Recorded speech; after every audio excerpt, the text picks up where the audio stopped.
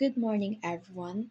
We welcome you to our case study presentation titled Moral Ascendancy and Ethical Boundaries in Public Education, a case study of a State University professor's book sale. So for our introduction, this case explores the ethical issues surrounding our university profession, sale of educational materials to students, highlighting the importance of maintaining moral integrity and professional boundaries in education. It references a legal case where Dr. Senaida B. Pia sold educational materials violating universities policies and ethical standards that prohibit such transactions to prevent conflicts of interest and exploitation of authority. So, this case explored the university professor, Dr. Senaida Pipia, that sold educational materials to students, violating university policies and ethical standards. And also it highlights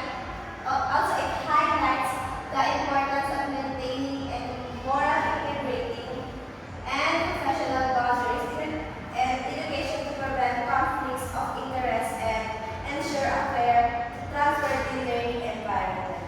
Dr. Pia was a teacher, so she had the power and influence over her students. The book she sold was needed for the subject, so the students may have felt they had to buy it, especially because they feared saying no could affect their grades. PFP also has a rule that teachers are not allowed to sell anything to their own students. The court found her guilty because there was enough proof that she sold the book, which is against the rules even if the students were not directly forced. Her actions still damaged the trust and honesty expected from her role. Dr. Pia sold the book that the students needed for her subject.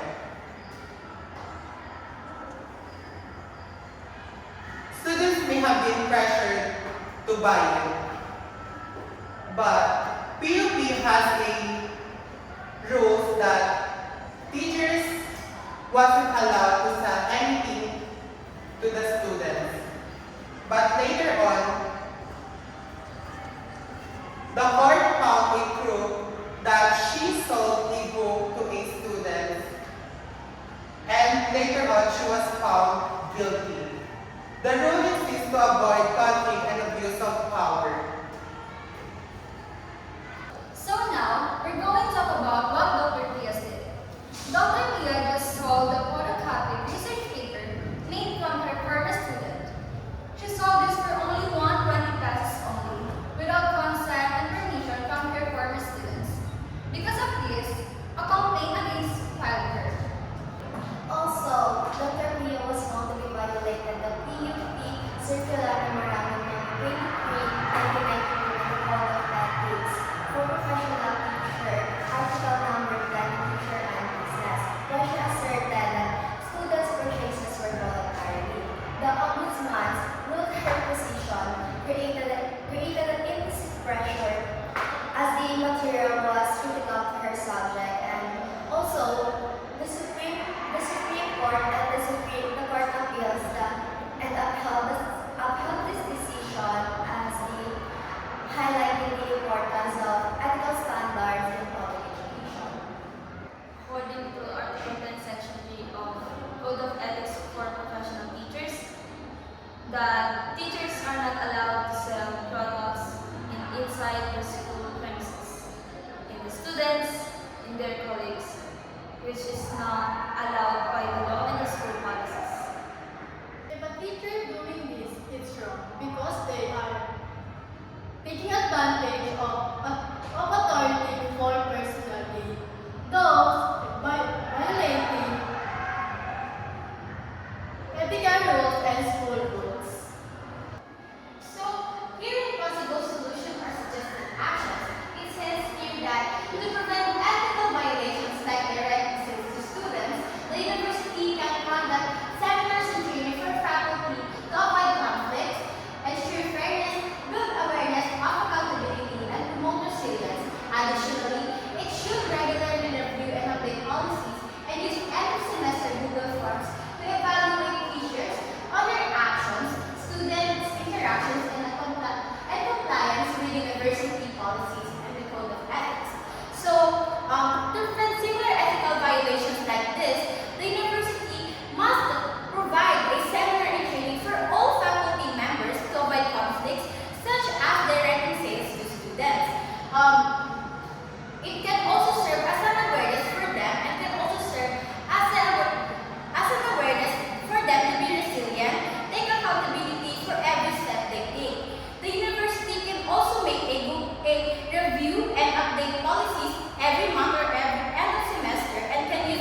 forms to check the teacher's behavior.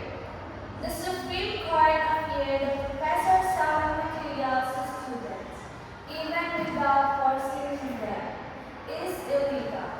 It's classified as conduct prejudicial to the best interest of the service because it damages the integrity of the public office due to the teacher's power over students.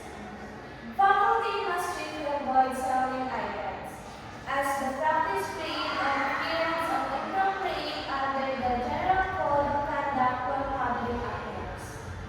This rule exists because of the power imbalance between professor and student. When a professor sells something, students feel indirect pressure to buy it and to keep the teachers happy or secure a good grade due to the teacher's powers. Teachers have inherent authority, using that positions to keep money of supervised students as an abuse of a trust, regardless of intent. The third possible solution or suggested action is books should only be bought through the university bookstore to avoid overpricing and to make sure the books are worth their cost. The school should keep a record of students who bought the books and ask their parents to accept, so they are informed about these purchases. Teachers and students must also be properly informed about this policy and its consequences through orientation. This helps give transparency and prevents conflict in school. So, by requiring the purchases books to go through the university bookstore, it helps the school to check if the books are overpriced, if it's fair or efficient. Keeping a list of the students that bought the books helps the school stay organized and responsible. Asking for parents' consent helps them know what their children are paying for. And orientation helps students and teachers to understand the rules and consequences if they don't abide the policies. By doing this not only helps the students and teachers, but the whole school.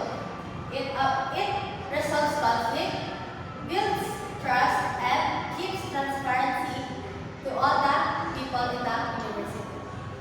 And for our conclusion, the Supreme Court sustained the administrative liability of Dr. Zenaida P. Pia for violating Article 10, Section 3 of the Code of Ethics for Professional Teachers when she sold a book to her own students for 120 pesos.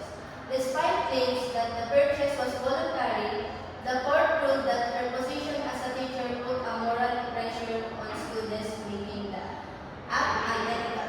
So in this case, shows that the teacher must held a high ethical standards because of their influence over the students. So even if Dr. Priya sold her books to the students voluntarily, the Supreme Court still recognized that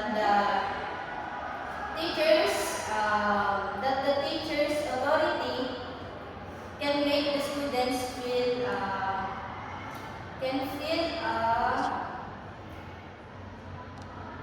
pressured to comply.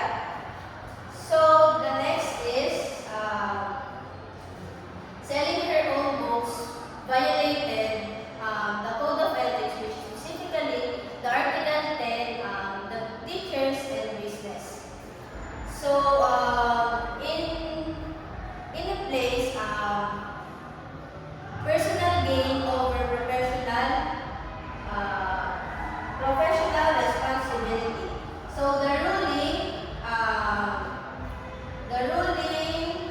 emphasizes that the educator must protect the students to any form of exploitation and maintain the fairness, integrity, and trust in the learning environment. This study concludes that engaging in personal business with students creates a problem that weakens the teacher's moral authority. Maintaining these ethical standards through regular ethics training and student orientation is important to protect students, prevent misconduct, and maintain the integrity of the school and educational system. Following the code of ethics is important to protect the students and maintain the integrity of the educational system. The teachers serve or act as a moral guide. Their professionalism will greatly affect the educational system. This analysis shows that mixing education with personal interest will create a conflict or a problem that weakens the teacher's moral authority over time. To prevent this, regular ethics training and proper student orientation is important. This ensures that both are aware of ethical boundaries and their responsibilities. Overall, this strengthens